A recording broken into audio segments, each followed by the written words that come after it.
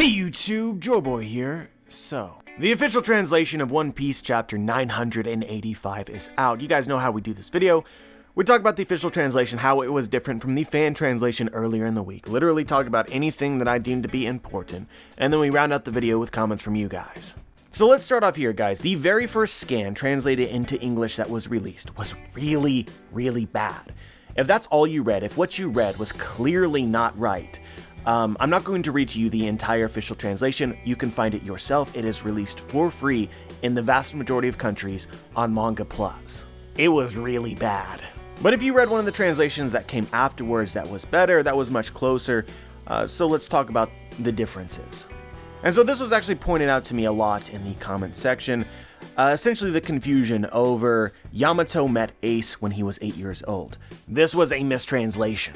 What Yamato actually said was, I wanted to go to sea with Ace and his friends so badly, but I have been imprisoned on this island since the age of 8. There was no implication of that he met Ace when he was 8 years old. Another thing that I felt like the official translation really clarified and helped to understand better was Yamato and Luffy's conversation about Odin and Yamato being Odin. In the fan translation, this is what Yamato says. As Kozuki Odin, and since your Ace is little, I had thought you will accept me on board your ship. Luffy says, hey, wait a second. Odin Kozuki was someone that was loved by all, right? You can't become Odin Kozuki. Then Yamato says, then you do it yourself, Odin. And Luffy's like, what do you even mean by that? Even if I am Odin, due to these shackles, I am not free.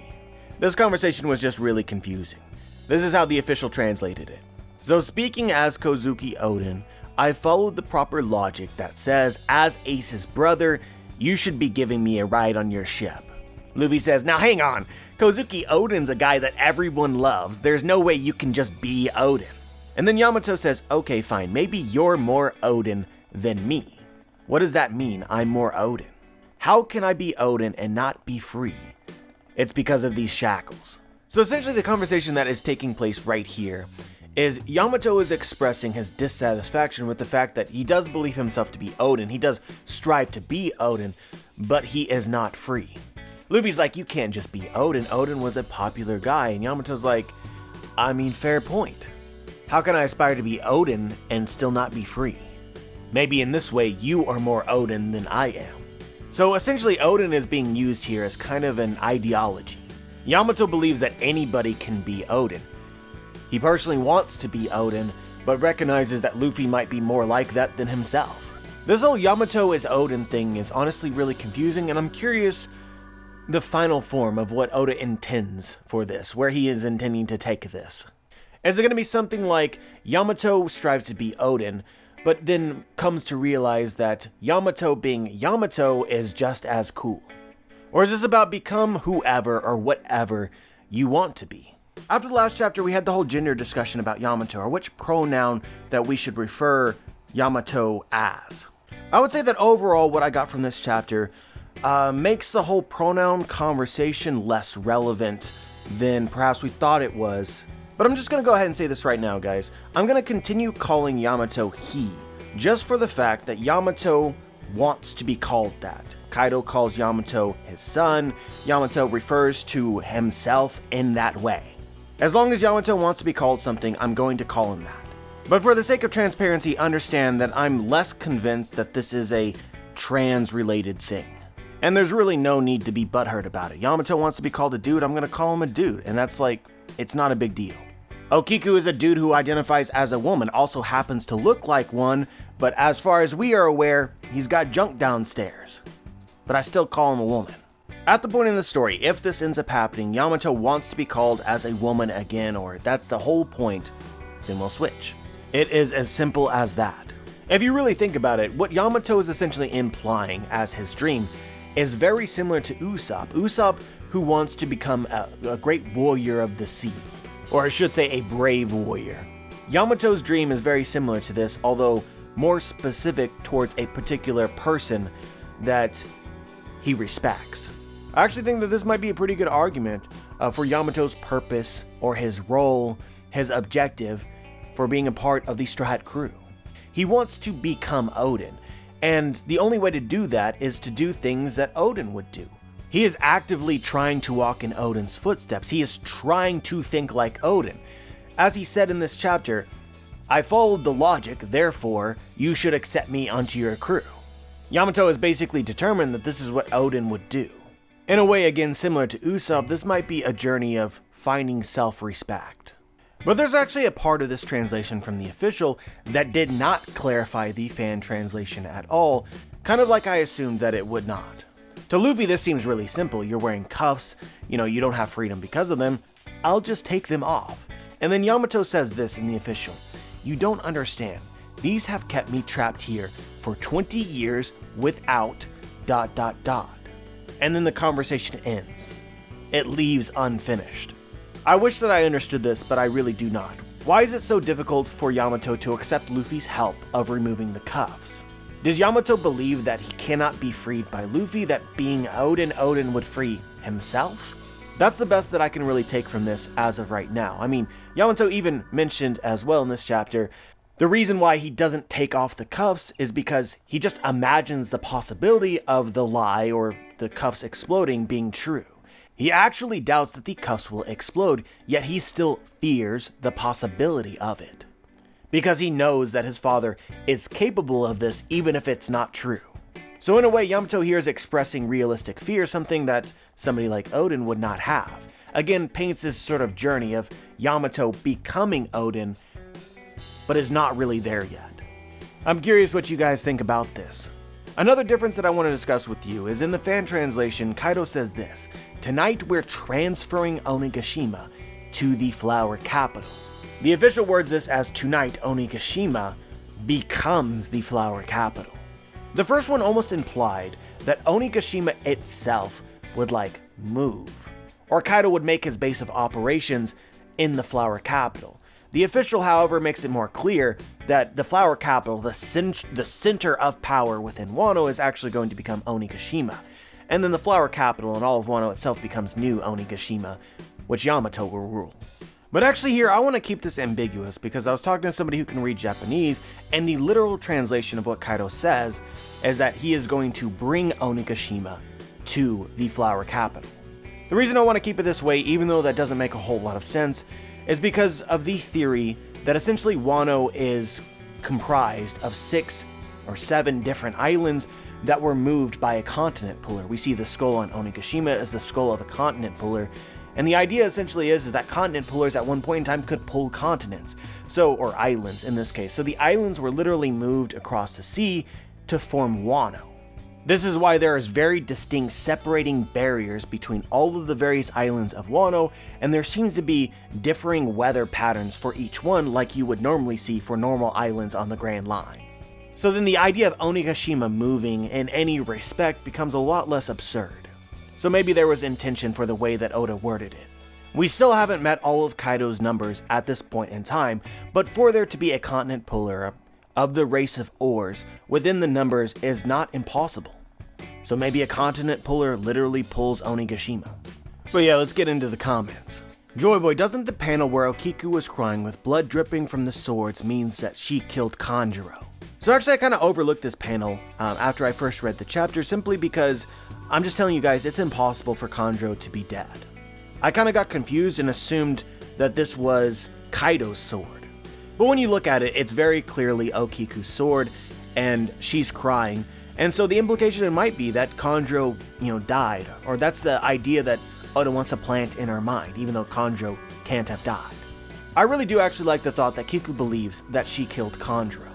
Kiku wasn't fighting anybody but Kanjuro. Kiku now has blood on her sword after fighting Kanjuro, then that blood is Kanjuro's. And she stated that her cuts affect the soul even after in the afterlife. She is crying because she believes that she just killed a longtime friend.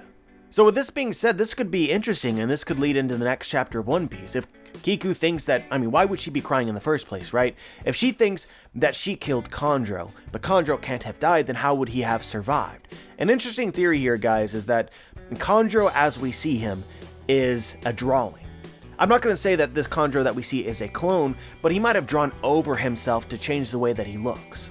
What's interesting is that in other parts of the story, like specifically when Orochi first meets with Kanjuro, as he's shown in the silhouette, it's almost like an ink ink's blotches are coming out of him, like his appearance is non-distinct. So it may be that Kanjuro draws over himself to change what he looks like. And this would fit what I believe to be the themes of the character, where Kanjuro, he struggles with identity. Kanjuro is an actor. He plays a role. He does not know who he himself is, so then it would make sense for him to draw an entire new form for himself. So then Kiku may have actually cut the drawing rather than him, or did cut him, but not fatally as she assumes. There's also, I think, an interesting scene where Oda's very conspicuously pans to a very minor injury that Kanjuro received from Momonosuke. And as Kanjuro sort of describes getting this injury, again, Kanjuro is silhouetted in what may be an unnecessary way. Maybe the injury that Kanjuro received broke his ink disguise, or in some way hints to this nature, or something else. Or it could just be a straight up clone. That's not impossible. And this is actually a good lead up into the next comment. I can't believe that out of all of the videos I've watched in this chapter, no one has speculated that the Orochi that was beheaded was a painting of Kanjuro. So these two theories actually fit together very nicely, because Orochi seems to have died, Kanjuro may have died, yet they are actually both paintings of Kanjuro, and so both of these characters are alive for that reason. To me, this really is not impossible, because Orochi is a coward to begin with. He feared the scabbards, and so he may have asked Kanjuro to draw a substitute for him. We also know that the things that Kanjuro draws, they do have a little bit of soul or consciousness or complexity to them. Like when Ryunosuke was drawn, Ryunosuke was obviously drawn very simple, but you know, there's an element of personality there as he climbs up the side of Zou. So could Kanjuro potentially create an exact replica of Orochi, a replica that would even mimic what Orochi would decide to do? I mean, that would be really cool, and not out of the realm of possibility. This is just another way in which Orochi could be alive. Maybe a hint for this is the fact that Kanjuro drew headless warriors at the beginning of the chapter. Maybe by chapter's end, you could add Orochi and Kanjuro himself to their number. And in quotations, it doesn't really matter what Oda decides to do to revive him. I've never disagreed with you more than I do now. You can go ahead and read the rest of this comment yourself, but essentially the idea is that it does matter in which way Oda revives him, which is obviously the case. I mean, Oda can't just do whatever. I mean, should I really need to clarify everything that I say just so that, I mean, I end up doing that anyway, just so that people are, appeased, so they don't write comments like this to me, but then my videos get longer and I get comments of like, your videos are too long. Well, I'm trying my best to be as clear as possible so that you don't get confused or blow up at me. The obvious caveat to what I said, it doesn't really matter what Oda decides to do to revive him. The obvious caveat here is, as long as it makes sense and works. Next comment, I really want Orochi to stay dead, because it was a big plot twist and it would be a really good way to set the tone and the mood for the rest of the battle. A great subversion of our expectations. Not everyone gets a claim to Orochi's head. This isn't some kid's game, this is war. So here's the thing, and I got a lot of comments like this that Orochi should stay dead. From a pure storytelling standpoint, Orochi dying in this way is very, very bad writing. It's an author no-no. Hiyori's prime motivation in the story, really her dream and her goal as a character up to this point, as far as we understand her, is to be able to kill Orochi. You can't take that away willy-nilly. I bring this up a lot, but essentially Hiyori stating this to Zoro is a Chekhov's gun. Chekhov's gun is a dramatic principle that states that every element in a story must be necessary, and irrelevant elements should be removed. Elements should not appear to make false promises by never coming into play. So it's not that this thing has to happen. Hiyori doesn't have to kill Orochi, but the idea of Hiyori trying to kill Orochi needs to come into play. It needs to be relevant to the story. And if Orochi dies here, it isn't. Something that would be essentially the same that maybe you could look at as an example of what I'm saying is if the Thousand Sunny were to be destroyed, which would at the same time destroy Franky's dreams. You could say, well, then Franky would just need to create another ship for the Strahd Pirates. It doesn't work that way. Or Brook, who wants to reach the other side of the Grand Line in order to meet Laboon, but once finds that Laboon is gone and never meets him again in the story. You just can't do that. Even if theoretically you could say, oh, well, Brook then has another dream which he's striving for. He has some other ambition. All of this time in the story of Brook going to meet Laboon then becomes wasted. It is an unfulfilled promise. But I understand that this confuses a lot of people. Like, for instance, People say, well, Luffy said that he's going to defeat all 4 Yonko, therefore he must defeat all 4 Yonko. It then becomes a false promise. Well, Luffy doesn't actually have to defeat the Yonko, he just has to attempt to. It has to be relevant, the idea of defeating all 4. Just as theoretically Hiyori could attempt to defeat Orochi but fail. Or actually defeat him, but then doesn't have it in her to kill him. What we're missing here is the attempt to, and the relevancy to the character. The idea of Orochi's death is central to Hiyori's character, and she absolutely must participate in some way. There's definitely some similarities between Tama's story and Yamato's. I think that there has to be something here. So guys, this is actually a growing theory. If you look at Yamato, if you spell Yamato backwards, it spells Otama with a Y at the end. We also know that Ace has a connection with both Otama and Yamato. Both of them wanted to join his crew. And now both of them want to join Luffy's crew. It's also interesting that 20 years ago, Yamato was 8 years old, which is the same age as Momonosuke, and then in the present story, because Momo went into the future, Momo was 8, and Otama as well as 8 years old, so you have this connection of 8 years old. Oda really seems to love that age. It's also worth pointing out that Otama's past is very mysterious, as well as her importance in the story. Like, we have an idea of what she might do because of her Devil Fruit ability, but what is the relevance of her character in the story? Why couldn't just somebody else exist with this very same Devil Fruit ability? Why does it have to be a little girl with a connection to Ace? Some people are straight up saying that Yamato and Otama are the same person. I'm just gonna be honest with you guys, we're not gonna delve into all the reasons. I'm not there yet. However, I do agree with what this comment is saying, is that there's something there. Oda has a reason for all these similarities between Otama and Yamato. I don't know what that reason is yet, but it's something to keep in mind. Next comment, Yamato for Nakama, full straight ahead. I agree with this actually. I want Yamato on the Strat crew, but at the same time, I find it so interesting, right? So like we just talked about Otama versus Yamato. Otama is very similar to Yamato, wanted to join Ace's crew, now wants to join Luffy's crew, but it's like the fan reaction to Yamato is so much greater for just pure power scaling battle reasons. And let's be honest, thirst plays a role as well. We'd rather have a strong, attractive adult rather than a child on the crew. But the reality is that there's really nothing that separates the two. These are fan-conceived reasons. Oda does not have to follow that. This is one of those things that makes me wonder whether Oda is being very sly about who joins the Strat crew. He's trying to be deceptive. One of these is already probably pretty obviously a red herring unless everybody joins, which not a lot of people believe. Next comment, Momo has an ancient creature coming to save him. So we talked about Momonosuke in the chapter reaction, the theories that he is potentially an ancient weapon, or at least his powers that he showcased in Zou are going to be of some relevance. And so if Momonosuke essentially has a power similar to Poseidon, where Poseidon commands the Sea Kings, Momonosuke commands the Land Kings, let's say. Well, the way that this power demonstrated for Shirahoshi was she unconsciously called the Sea Kings in order to protect her and protect the island. Momo could be doing the same thing with Zunisha, and intentionally or not, be leading Zunisha to Onigashima. I want you guys to understand that this is not a proximity thing. When Momonosuke spoke to Zunisha when they were in Zou, Momo even said, well, I don't think my voice is loud enough to be able to reach it, but yet Zunisha still understood. This connection, it is not related to distance or volume. So theoretically, Momo could be miles away from Zunisha and yet still call Zunisha. I do think that it's really cool, right, that Onigashima sits really high, so it's on top of these waterfalls. Well, Zunisha is very tall. So then, I think that she would be tall enough to be able to reach over and potentially even attack Onigashima or near Onigashima with her trunk. Don't sleep on that theory. And you guys know my whole thing is that Zunisha actually dies at some point in the future of the story, and it could be relating to this theory if it happens. Next comment.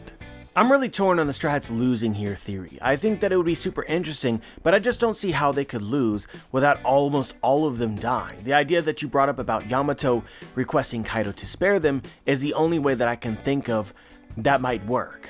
But even if that did, that would only save a few. I really don't see Oda killing off that many named crew members, and I really don't see Oda killing off that many of the named crew members, which makes me think that they aren't going to lose. So first off, Oda could accomplish this without having to kill off any crew members at all. It could just be people like the Scabbard, Nekomamushi, and Inarashi. I'm not sure how much longer they have, that sort of deal. There's all sorts of ways in which Oda could potentially save them from a situation that seems dire, like maybe Law uses his abilities to transport them to safety, or, something to that effect. But to sort of like build off of what specifically you're talking about, which is essentially the idea that, okay, well, if they lose, then how do you stop the crew from dying? Well, there's a really interesting theory. This is an old theory that I made that, Oda could absolutely use, right? Oda has established with Big Mom's abilities that those that she kills using her abilities can be brought back to life if you gather their lifespan. At the very beginning of the Whole Cake Island arc, Charlotte Moscato died. By the end of the arc, you see him again alive and well. And after he died, you could see his family, Mondor specifically, going around telling the people to collect his lifespan. I've also seen people say, well, Kaido wouldn't ever allow Yamato to spare some of the strats because Big Mom wants their heads too. Kaido might actually give the strats to Big Mom if they lose. Big Mom takes their life force or some of theirs, as you sort of suggest, but then they come back to life. It's an Eda Tensei moment. I know that that's really controversial in general, but I personally think that the foreshadowing and setup is there to make this, in my opinion, really good. Of course, this is going to happen, and then everyone's going to freak out. The strats can't die, yada, yada, yada. And then you'll have me talking, well, they're going to come back to life, and we'll have this conversation all over again.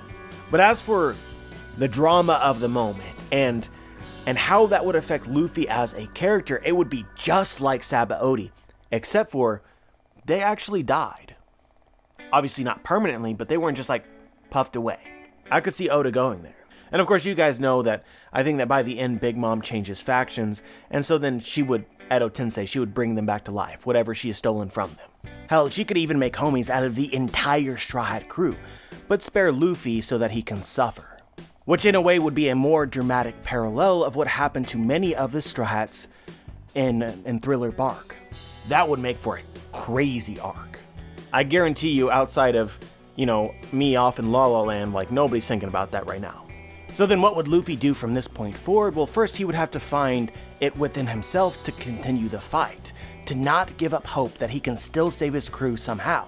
He then allies himself with other people that may have survived, such as other Supernova, or, if some of the Big Mom pirates defect because of Big Mom's decision, someone like Katakuri.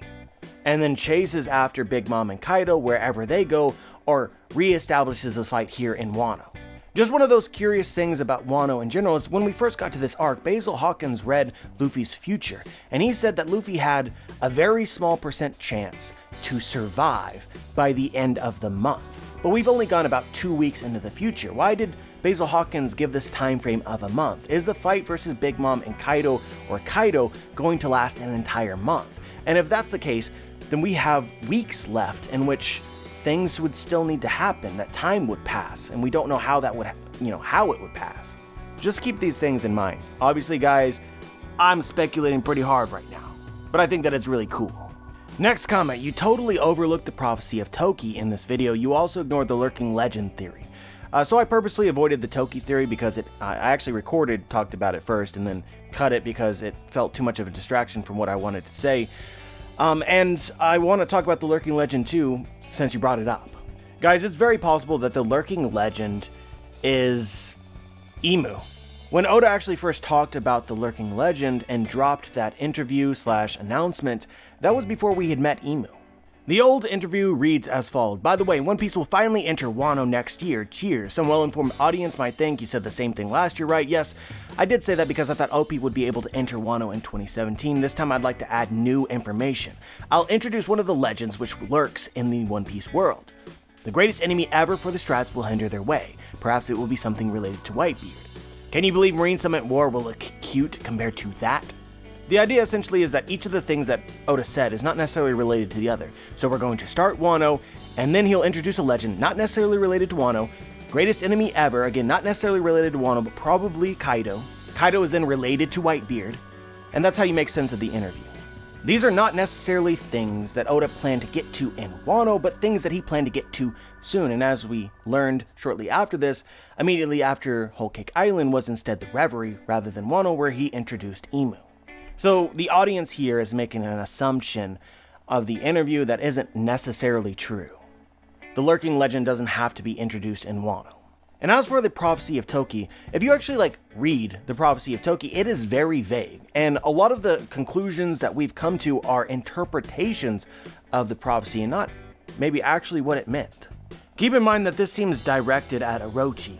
Like the moon, you are ignorant of the dawn. If there is one ardent wish that must be fulfilled, it will be when 9 shadows are cast, woven together through 20 years of moonlit nights. Only then shall you understand the radiance of dawn. So people have taken this to mean, well, the 9 red scabbards are going to free Wano and open the borders. But, actually listen to what it says. Prophecies can be misinterpreted, and that may be Oda's point, as we get into later potential prophecies relating to Joy Boy. Toki could simultaneously be prophesizing the start of this battle, but not how it goes. The battle starts today, but completes perhaps 2 weeks from now. Also, as I said earlier, the prophecy seems directed at Orochi, and on this day, after the 9 shadows are cast, etc., great changes coming to Orochi's life. That is for sure. Maybe he'll become aware of the dawn. And again, just to be as frank as possible here, right? The idea that this prophecy is directed at Orochi specifically is not true, or it's not stated in that way, because Toki is talking to a crowd of people of Wano. Maybe the prophecy relates to the people of Wano. They are the moon who are unaware of the dawn. And so Orochi's interpretation again is wrong. What I'm trying to say, guys, is Wano's enemies don't have to be defeated, like in this previous example. Instead, the hearts of the people of Wano must be changed, which could happen even in a loss. I'm gonna be honest, I'm expecting Oda here to find a very clever solution to this problem and bring this all together, but I'm not fully sold on the prophecy, how it's being interpreted, being absolute, it must happen in this way as it's been interpreted. Next comment, this video has featured part of my personal theory I subscribe to. Wano is the launching point like Water 7 to Enies Lobby or Impel Down to Marineford. I believe that Kaido's war and the Rocks Alliance will wreak havoc outside Wano. A world war, as it is called, should involve the whole world. Same as Whitebeard and Luffy have an allied force, I believe that Kaido and Mama should have allies around the One Piece world who aren't in Wano. These people are to kick up trouble in the outside, and they will face opposition whether their opponents are allies of Luffy or not. The Straw Hat Alliance, the Marines, Revolutionaries, former pirates, kingdoms, former warlords, the underground bounty hunters, people will clash all over due to Kaido's world war.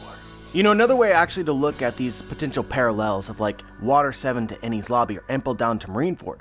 Before Impel Down, we had Amazon Lily. So in this way, Whole Cake Island to Wano Part 2 could be Amazon Lily to Impel Down to Marineford. There's a lot of interesting parallels here. For instance, I personally believe Big Mom becomes an ally at some point in time like Boa Hancock. Many don't believe that. Regardless of that, Luffy and crew might get allies from the Big Mom pirates. Most people seem to be down for that idea. It's also interesting that a huge focal point of the plot in Amazon Lily, as well as Whole Cake Island, revolved around the woman lead character of the arc, the enemy's sickness. Boa Hancock developed a love sickness, and Big Mom has her own deal. But it's not just that they are there, it is central to that arc story. Also central to that arc story was the idea of this person killing their own crew members. It's also interesting, Boa Hancock took Luffy to Impel Down, and in this case, Big Mom chased Luffy to Wano. But anyway, I think Kaido basically just straight up said it, right? The first thing that they're going to do is they're going to start pirating. And I view a lot of these to be small scale sort of instance. Going back to what Hawkins might have implied, we have time to kill. If this arc splits into 2 parts, as we are speculating, and the Strats potentially lose somewhere in the middle. And as you suggest, they might have allies from across the world. The way that I kind of justify this, the importance that I see for this, is that Kaido and Big Mom are about to collect a lot of poneglyphs or copies of poneglyphs so that these Straw Hats and potentially other characters, maybe the Blackbeard Pirates or somebody else, don't need to. Even as eventually they will be defeated, they'll have done a great service to the pirate world and made whoever becomes Pirate King's job a lot easier. And so just for clarification, you guys know that I think that this war ends up potentially going to Fishman Island because of Shirahoshi. That's not guaranteed, but I want to bring the Revolutionary Army into this. That's been my justification from the very start. So assuming that that is the case, first you have these little things accomplished, gathering of poneglyphs, and their final big objective, the big war that they start, the impetus of that is heading to Fishman Island and thereby through New Marineford. A big thing for me, just my own personal headcanon, and you can disagree with this, a lot of things are possible. This is an exciting time to be a One Piece fan. But I don't think that Big Mom and Kaido discover the last road poneglyph, because I don't see them going out and finding the One Piece before they acquire an ancient weapon and start their great war. Because finding the One Piece seems like something that should be saved for Blackbeard or Luffy. I also think that the discovery of the road poneglyph is an exciting part that these Straw Hats must be central to, rather than Big Mom or Kaido finding it and literally every poneglyph is at their disposal. But I could be wrong. Next comment, Joyboy, check it out. X-Drake is a Marine secret agent. Now he knows about Kaido's plan. He will call the Marines, and then the Strats will work with the Marines just like Gold D, Roger, and Garp against Roggs. I want to make this very clear. I agree with the premise of this theory. No matter how it works out, if the Strats are going against Kaido and Big Mom, and the Marines intervene, then the Marines and the Straw Hats will be, by mutual enemies, on the same side. But how exactly we get to this moment is very much up to your own personal opinion and interpretation, right? So the whole deal with the Marines right now is that they have other things that they want to deal with. They want to first take care of the Shichibukai using SSG, which, by the way, I think Kaido basically implied in this chapter that the SSG have made the Marines very confident. They must be incredibly powerful, and so it makes it even more likely that many of the Shichibukai, possibly all of them with the exception of Mihawk, if they're strong enough to take down Mihawk, then good lord. But regardless, they're very, very powerful. Don't be surprised if the vast majority of the Shichibukai are actually defeated by the SSG in order to hype them up. But the whole thing is about them waiting until they have one problem solved before they deal with Big Mom and Kaido. It's not that they don't want to deal with this. They understand the threat, and they always have from the very beginning. It's just they literally do not have the resources available at this exact moment in order to deal with it.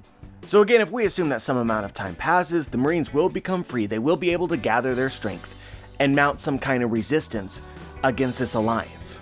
They could invade Wano, or they could catch Kaido and Big Mom, leaving Wano to accomplish something else. Both of these things, as of right now, to me seem equally possible. That being said, again, I want to make this very clear, the Marines could absolutely attack Wano, and that's how it goes. Oda could bring all of this conflict to Wano. It's simply the matter of what happened to Sabo, and will the Strats need to rescue Sabo? That's where I'm personally hung up. And in fact, the very same could prove true of the Shichibukai if they get defeated. Allies such as Boa Hancock, pseudo-allies I guess, such as Buggy. If they are defeated, we do not know at this moment in time what the world government will decide to do with them. Right now we have a really unique opportunity for the Strats to travel backwards, go the wrong way, head not towards the One Piece, and for that to make sense. But yeah guys, let me know what you're thinking about this. Last comment, Yamato is so sexy, I really want to lick her armpits. Says username Armpit Hair Hunter. That's enough internet for the day. But yeah guys, as always, I'm curious as to what you guys think. Share your thoughts in the comment section below.